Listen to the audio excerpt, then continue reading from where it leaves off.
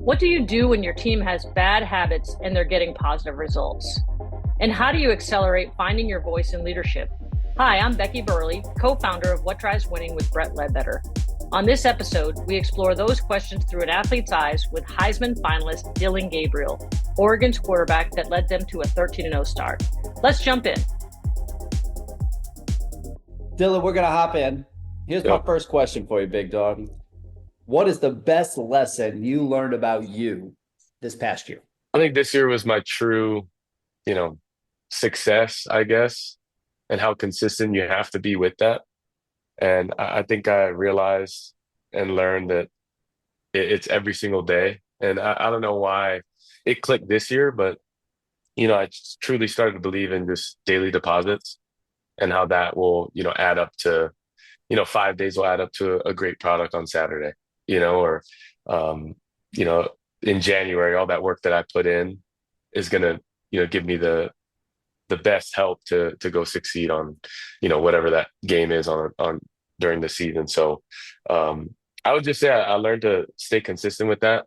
At times I felt like I was inconsistent or got burnt out, where this year I just adopted that mentality to just live in the day, be present in the moment so that, I can maximize each and every day.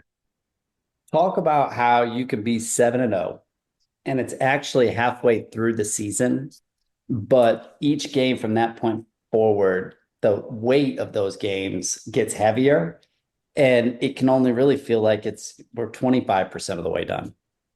Yeah, we're all human. So I think for me, I definitely would look down the road and, as just like anyone, when you're going on this hike, you start to see the top. So, you start thinking about that rather than your step right in front of you. And I think this year I actually did a better job of it, but we all fall victim to it. And I looked at the peak and, forgot to just look right where my feet are, but it challenged me consistently to do that. So it gets harder, the air gets thinner as you keep, accomplishing goals to, end up going to where you want to be. But I think I've, gone through that process and failed at one point to where I knew not to make the same mistake twice, even though easier said than done. And when you're in that moment, that's the most important moment. So it does sound cliche, but while you're in it and you're grinding through it, you have to consistently remind yourself to think that way. Well, I want to ask you this, man, because when you come through the previous stops, you had 2 years, so you could observe and then inject, and you have a good level of restraint to figure out, okay, when do I want to use my voice? What was required this year was much different. Use your voice earlier. What was the best lesson you learned about that process? Yeah, I think it forced me to use my voice earlier. I think at times we are, you know, maybe hesitant to speak out, and that's because we're new to an environment. So we don't want to say the wrong thing. We also don't want to press somewhere that we aren't educated in and kind of have a good grasp of the environment you're walking into. But I was challenged this year. Time was of the essence. I had 1 year to do it, so I had to make sure that I attacked it a certain way. I had to speed up a process that usually you have 3 to 4 years to build up, but I had really 6 months leading into season. So Hey, what do you take from that experience that you can apply to the next level? not to wait, not to be uncomfortable, and feeling like I got to wait a little bit to use my voice. There is no time to waste, and the environment I'm walking into is professional, and everyone respects a leader or respects, people that are taking charge. So, regardless of my age or, me being a rookie and being new to the league, I think I've gotten the confidence, to speak up in a room, and be confident in my voice, be confident in myself, but also confident in how I prepare and knowing everything so that if there are questions, everyone can respect people who got answers to questions or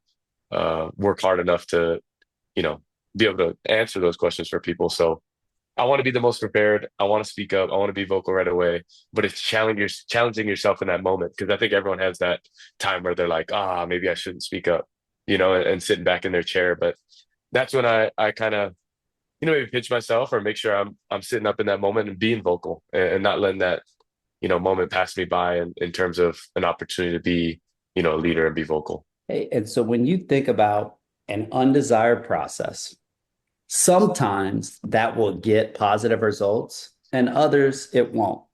What have you learned about the time from a leadership perspective when you're watching your team have an undesired process, but getting positive results?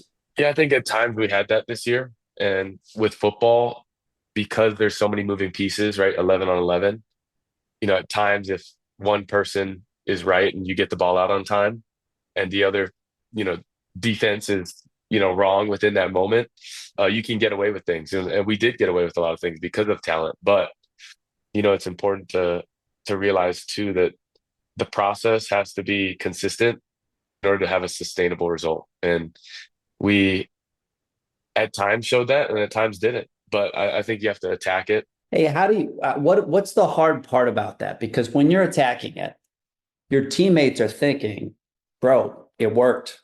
What's the issue? And you're trying to say, hey, it worked in this setting. It won't work in the other. Trust me. What have you learned about that? It's difficult. I think you look at it all the time, right? These negative results or these positive results with negative process. It's a results driven sport, and everyone just wants to win or win a certain way and kind of check the box in that sense. But you understand when the talent level is equal or when you're in an atmosphere or environment that's a little hostile, you have to have something you can rely on. And that has to be your process. So if you don't have that, and like I said about sustainability, you can go win, 10 games and lose two. But to do something uncommon and to achieve a goal that's, really hard to do, you have to be consistent. You have to create a process that's sustainable. So week in and week out, you're not changing, for the atmosphere. When did you really understand that for the first time? Probably after my first year at Oklahoma, after we went 6-7, we had like 5 games or one possession games, which means it came down to 7 or less points. And I always question, what's the difference? The difference between winning and losing, and it's the details, but also at a certain point when you're in that moment, you have to find a way to win. And I think, we as a team, but myself learned a lot about the difference between winning and losing. So let's say you get with that teammate and they're like, all right, I'm going to commit to this different process. And they don't see results right away doing it the new way, the sustainable way. And then they lose faith in that. How do you as a peer help them keep faith in that? Yeah, I think it's tough, right? Because a negative, like a plus process and a negative result, you're like, wow, what I could just go and do what I was doing and get by. But I think when you do have a certain amount of, failure or success and that balance, it makes you question your process in a positive way. And that's why I always go back to that year. I had to question my process because of the failure, but it also, led me into having two of my best years, playing wise. So I now believe in that, and I think getting others to believe in it. I think there's also, aspect of individually, you have to find that for yourself and go through a bunch to commit to a process that can be sustainable. But, there are growing pains. There's a lot of negatives that you have to commit to, and there may be hard days, but I think when you have that bigger, thought in mind of where you could be, results wise, you want to commit to that process knowing it could be more consistent. Well, I challenged you to come up with 5 things that would guarantee you have an unhappy life. What were some of the things that came to your mind? I start with mentality, right when you wake up. I think you can definitely have an unhappy life if you're not fulfilled or, want to go chase what you want to chase in life. I also think, enjoying and having purpose in your life. I think if you don't have purpose at times, you feel, like you're chasing everything. But my purpose is very, particular and detailed. So that allows me to attack in a certain way. I also think the people you surround yourself around, it's what you hear every single day what you listen to, who you're talking to, and who you choose to be around is a huge piece as well. Um, but lastly, I always talk about faith and whatever that may be for somebody or anyone. You have to believe in something greater. You have to be a bit delusional, as I say, in knowing that what you do in life, there's so many moving pieces. There's going to be adversity. There's going to be uh, a lot of hard times, but you have to get comfortable with that and be able to, think through it in a positive light and appreciate the good because, you know, if you look at life, there's going to be a lot of bad, but if you appreciate that good, you'll be so grateful for all you have in your life. So, um, I think those are things that I consistently look at that I guess when I get unhappy, usually one of those are not aligned. And which one do you struggle with most? I would say mentality's challenging, honestly. Um, Waking up every single day and attacking it like no other is hard because it is uncommon. And you want those days of rest. You want those days of, hey, maybe I didn't play my best. I don't want to go into the building tomorrow, but you have to, and it's a consistent choice. But I think that's been the most challenging in within this process because there is a lot of ups and downs and ebbs and flows in not only my career but my journey. And there's always question marks that you're trying to solve. So um, it's challenging. Yet I try to have a positive outlook on it and challenge myself to be positive in that moment. If you were going to challenge yourself to improve your relationship with uncertainty, how would you do that? That's where I'm trying to flip everything and have a positive mindset, be where my feet are, because you really can't control tomorrow. You can't. The only way you do or give yourself the best chance at tomorrow is dominating today, and putting yourself in that position to, keep growing. So that's kind of what I consistently tell myself, because if you add, upon that, it will add up, even though there may be bumps in the road or some negative results. There were so many great moments from the year that you can learn from. The Heisman experience has to be towards the top. What did you learn about you? Yeah. As a competitor, as someone who's around it, you consistently try to be yourself and be real. But I think it goes hand in hand with what we were just talking about. You sometimes fall for it. There's a facade, there's this entertainment aspect. I think everyone watched the Grammys last night, and if you look in a certain lens, you can see how manufactured that whole thing is. And myself, a guy who got caught up in the moment in a not so positive way, I allowed my, values to be swayed a little bit. And, I'm not a guy who wears iced out this, that, the third, but I decided for the Heisman moment, why not live in that moment and get iced out? However, it's not me, it's not who I am. It's How not much money did you have on your wrist? probably about $125,000. No, Now, just to clear it all up, did you buy that? no, I was shipped it for the event and shipped it right back. So we want to set the record straight. You Yes. don't own that. But that in itself, if you think about that whole concept, it literally is a facade. It's literally a image that I'm portraying that I'm not living, you know? That's why you were so mad at yourself, which would, and to me, that's the most beautiful moment you had, because someone who is so convicted in their strength. I mean, for those that don't know, what kind of car did you drive at Oregon? A minivan. And just so everyone knows, Dan Lanning, the head coach, was furious. So he sees Dillon and he says, "Hey, we're going to get it right." And he's like, "No, this is the car that I want." And so when you contrast that with the wrist, it shows a departure, a performer self versus a real self.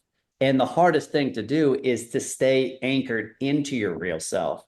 And the grace that comes with it when you're working with other people and they slip into the performer self, to me, the lesson is how to help them get back anchored into their real self. How do you think about that?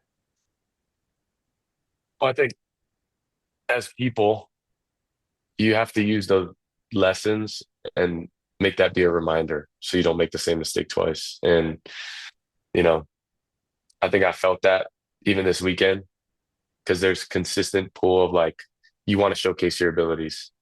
So that leads to acting out or maybe acting a certain way that maybe more than usual. But, even you reminded me, going into the week, just be myself, allowing that to create, good alignment and people knowing who I am so that I'm not this, you know, facade version of myself that may misalign with a team that I may not or should not be on.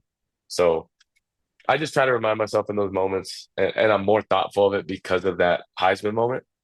Um, but now I see it as in a different lens as well. That now everything you watch, whether it's the Grammys, the Oscars, these Heisman, these award shows, these TV, you have to see the entertainment side, and question who's really being themselves and who's putting on a show. But I think when you look in that lens, you start to see things differently and question things. And one of the people that you followed a lot this year from afar is Shai Gilgeous-Alexander with the Oklahoma City Thunder. What is it that you appreciate about how he approaches the game? Yeah, I think I connect with him on a certain level in terms of play style or leadership style, and that cool, calm, collected, real, authentic. Isn't this rah-rah guy, but he's able to maximize his teammates, still. And I think there's multiple, shapes and sizes, forms of leadership. And I loved watching, Shai because it allowed me to maybe see myself in a different lens or how I want to be. But then also, just his leadership style and bringing everyone with him.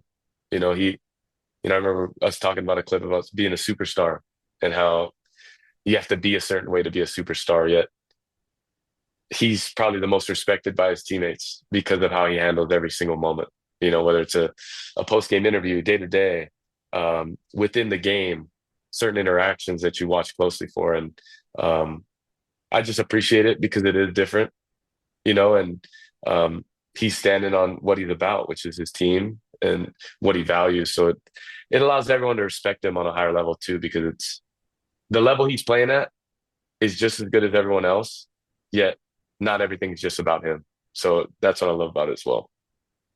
From your perspective, why do so many athletes care more about the external perception as opposed to the day-to-day reality of their experience? Yeah, I think we all read it, we see it consistently. And I truly believe whatever you feed your mind, naturally you'll start to believe. And that's why I've been the guy, I'd rather be uninformed than misinformed and allow myself to just think for you know, my own thoughts. And that's why I do stay off social media. But I do believe, we feed ourselves with that. And within that world, it's all about individual, success. You look at social media pages, it's all about that person. It's their portfolio, their resume. So we're kind of taught to think that it's all about ourselves and only everyone cares about us. But that's why I continue to try to, paint the picture of this team aspect. And it's got to be real. It can't be fake or forced. I think some people do it for that reason, but it's authentic for me to just be with the guys and be all about the team, because you can't do it alone. And people figure that out soon enough when you're all by yourself on a team that maybe you need a lot of help. It's so real. And I just think about how when you come into something, it requires a certain skill set. But getting to the top, success takes more people down than failure, because failure produces a desired response. For the real ones, they're going to come back and work harder. Can you talk about how hard it is, and the skill you need to develop most is the ability to say no the higher the level you go? Yeah, I think with success, there just are more people asking, and that's not just for things, but that's also favors or, where you spend your time, a phone call, maybe, hey, let's go get dinner. And with success, that all comes because naturally people want to be around it. And I think where it's opened my eyes the most is when I did have a rough year at Oklahoma. After games, I wasn't getting texts from people.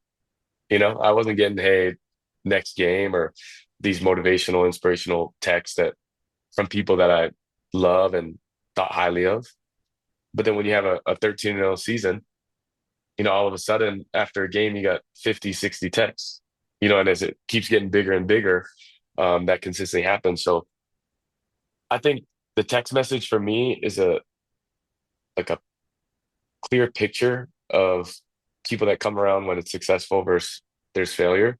Um, but as you continue to let those people in through success, then you allow a lot more to happen. So what I do, and I do it in a respectful way, but I try to refrain from being around that, and stay as far away from it. And it's allowed me to find my inner circle as well. So it's been honestly really productive for me to have both sides. So who's really in your corner for whatever reason it may be. And you want to continue to find that. And What it's is the hardest thing if you're talking to a younger teammate about the path they're on? What is the hardest thing for you personally about saying no? they haven't been burnt yet. They haven't had a negative experience with it yet.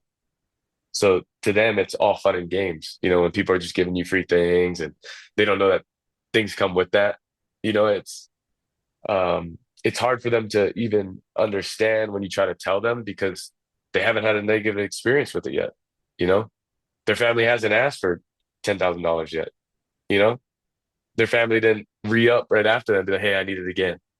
So I think until they have that negative experience where they can relate or be like, oh my gosh, that could have been really bad, then it allows them to see every single ask or invitation as one they may have to think through more. But that's when I truly learned. I had people that were more experienced and have gone through stuff that would talk to me and I would listen and I understood and I'd look out for it, but I never really felt it until I had my first negative experience. So I just try to, help educate or pass whatever knowledge that I have on and just be able to be like, hey, just look out for it. So your negative experience isn't 50K down the drain. Rather, maybe it's just, a relationship that is no longer. So, I try to, you know, I guess verbalize that to them as best I can. Last question I have for you is when you look at just how your belief system is evolving and, as you reflect back on your past and you're like, man, I was a poor predictor at times of what my future self wanted.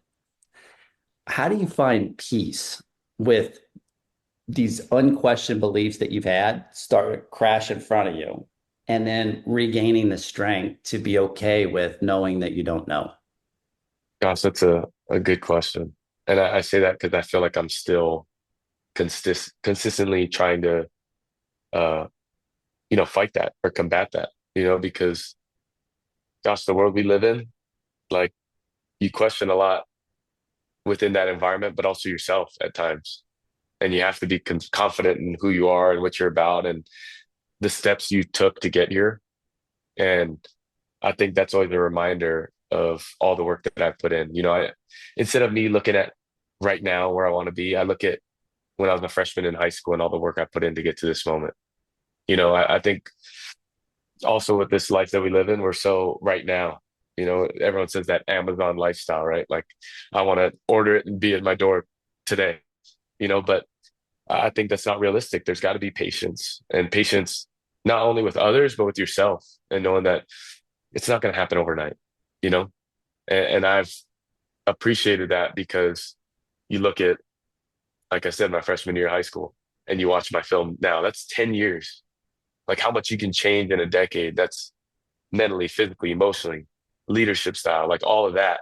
But also knowing yourself. So, Hey, can we end with that thought right there? Watch this. Let's go rewind 10 years. How different are you today than you were then? so different. If you fast forward 10 years, I would think the answer is going to be the same. I definitely agree, and I'm confident in it.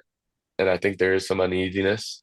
But whenever there is uneasy times or times I question, I feel like I've gotten better of letting that thought be flushed quicker. You know, maybe early in my career, it would, weigh on me for a day or two, where now it's a quick 5 to 10 minutes and then it's back to work, and your ability to flush it quicker, um, I think allows you to maximize your day. So that's what I'm trying to do. I'm consistently trying to do that and evolve and grow, but I've gotten more patient with knowing that the results may not be right where I want it. It's going to be down the road, but knowing that I have to be good in this moment for that to even happen.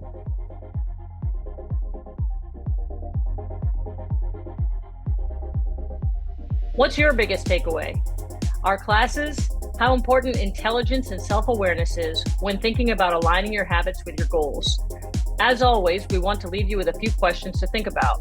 These questions, as well as a link to download the listening guide, can be found in the description of the episode. Feel free to pause after each one to give yourself time to think about each answer. Question 1. What are 5 things you could do to guarantee an unhappy life? Question 2. When have you struggled with using your voice in a leadership position? Why? Question 3. What's validated an incorrect belief that you've had in your life? Question 4. Who's been the most hard to reach teammate you've encountered? What made it difficult? Question 5. How can you improve your relationship with uncertainty? Thanks again for listening. And for more information on What Drives Winning, the books, the coaching lab, and the courses Brett and I teach, visit whatdriveswinning.com. See you next time.